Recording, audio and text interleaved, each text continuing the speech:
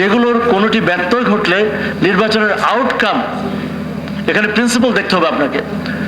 কয়টা জাল ভোট হলে নির্বাচন গ্রহণযোগ্য না, কয়টা ব্যালট ছিঁড়ে ফ্লোরে পড়ে থাকলে নির্বাচন গ্রহণযোগ্য না, সেগুলো সেভাবে তাকানো যাবে না। দেখতে হবে যে আমার আউটকাম, আমার ছেলেকে মেয়ে বানিয়ে দিচ্ছে কিনা, মেয়েকে ছেলে বানিয়ে দিচ্ছে কিনা, জয়ীকে পরাজিত ঘোষণা করা হচ্ছে কিনা, পরাজিতকে জয়ী ঘোষণা করা হচ্ছে কিনা। এবং সেখানে আমরা গবেষণা করি, যদি গত বিশেষ করে 91, 96, 2001 এই তিনটা নির্বাচন দেখি, তাহলে দেখা যায় যে 5 থেকে 10 হাজার ভোটের ব্যবধানে পুরো সরকারের একটা মানে যে দল নির্বাচিত হয়েছে সে দল পরাজিত হয়ে যেত। তার মানে তিনটা, আমি হিসাব করে দেখেছি, বর্তমানে যে পরিমাণ কেন্দ্র আছে 42,000 কেন্দ্র, 300 আসন, তাহলে গড়ে প্রায় 130 থেকে 140টা কেন্দ্র পড়ে। এর মধ্যে আপনি যদি 3 থেকে 5টি কেন্দ্র দখল করতে পারেন, প্লিজ রিমেম্বার ইট, 3 থেকে 5টি কেন্দ্র দখল করলেই আমি 9 থেকে 15,000 ভোট বা এর মধ্যে 12-13,000 ভোট আমি উল্টে ফেলতে পারবো। তাহলে কোন পর্যবেক্ষণ সংস্থার পক্ষে, even with the best of your intentions, আপনার নিয়ত যদি ভালোও থাকে, তথাপি আপনার মনে হবে যে মাত্র 3টা কেন্দ্র দখল হয়েছে, বাকি 125টাতে তো ভোট ভালো হয়েছে, তাহলে কিভাবে আমি বলি নির্বাচন গ্রহণযোগ্য নয়? কিন্তু আমি মনে করি সেখানে ছেলেকে মেয়ে বানিয়ে দেওয়া হয়েছে, মেয়েকে ছেলে বানিয়ে দেওয়া হয়েছে।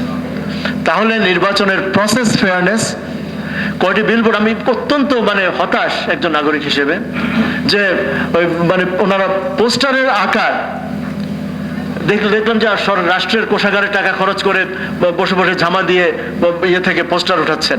It's a mindless waste of public money. এবং এটা মনে হয় যে কতজন অত্যন্ত সম্মানীয় ব্যক্তি, কিন্তু ওনারা, আমার মনে হয় ওনারা দে আর আউট অফ টাচ।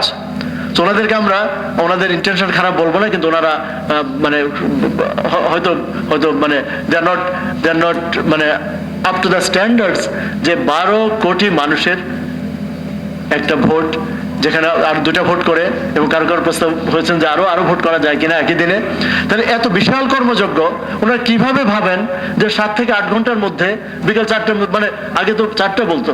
আমরা সাউথ আফ্রিকা 1994 সালে দেখেছি যে রাত 10টায়ও লাইন ধরে শত শত মানুষ, এবং যে ব্যালট পেপার শেষ হলে আবার নতুন ব্যালট পেপার জন্য ওয়েট করেছে, সেখানে আইনশৃঙ্খলা বাহিনী কাজ করেছে, ভলান্টিয়ার্স কাজ করেছে। সেটা আমরা কেন করতে পারবো না? আমাদের 4 কোটি স্টুডেন্টস আছে।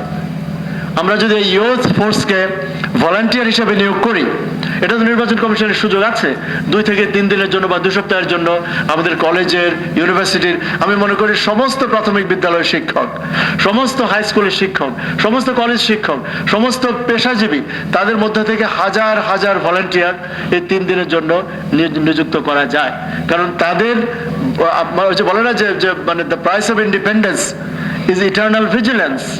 সো তাদের পর্যবেক্ষণ ছাড়া শুধু 2-1টা বুথের মানে এটা সম্ভব না। এখন আসুন